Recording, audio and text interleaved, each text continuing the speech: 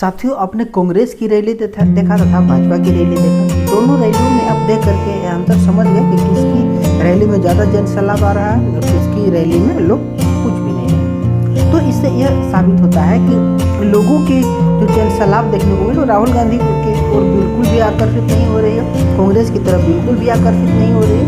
और तो और प्रत्याशियों का भी मनोबल बुरी तरह से टूट रहा है।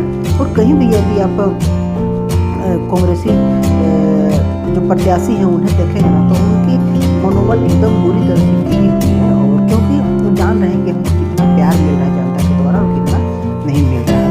तो बहुत ही दिलचस्प मामला हो चुकी है। अभी देश में कहीं भी यदि आप जाएंगे तो देखेंगे ना कि कांग्रेसियों को कोई पूछने वाला नहीं है, लेकिन इसके बावजूद भी कांग्रेसी देख रहे हैं कि किस प्रकार से नरेंद्र मोदी पर हमला, RSS पर मामला, हिंदुओं पर हमला। लेकिन सबसे बड़ी बात यह होती है ना कि पता नहीं हमेशा हम देखते हैं कि राहुल गांधी के द्वारा तथा तमाम प्रकार के जो कांग्रेसी नेता हैं उनके द्वारा ऐसी ऐसी बातें बोली जाती हैं हिंदुत्व के खिलाफ, नरेंद्र मोदी के खिलाफ।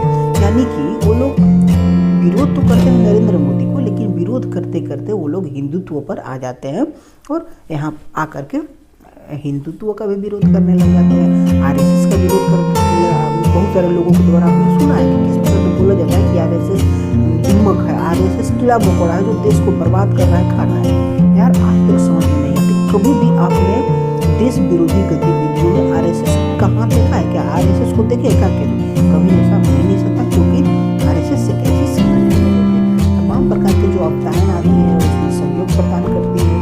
RSS में किसी भी प्रकार का कोई फंडिंग नहीं होता, लेकिन उसी यदि भारत में कहीं भी मुस्लिम संगठन हो जाना तो उसकी जो फंडिंग है लाखों करोड़ों अरबों में हो जाती है, उसके पास किसी प्रकार का कोई पैसे की कमी नहीं होती है।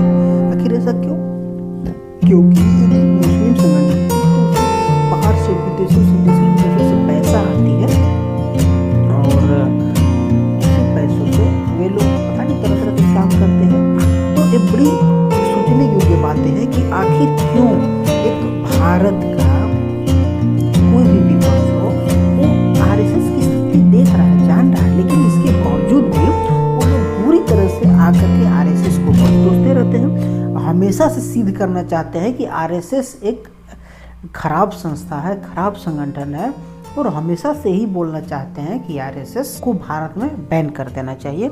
यही सब कांग्रेसियों के मुंह से आप सुनेंगे, यही सब विपक्ष के मुंह से आप लगातार सुनते रहेंगे।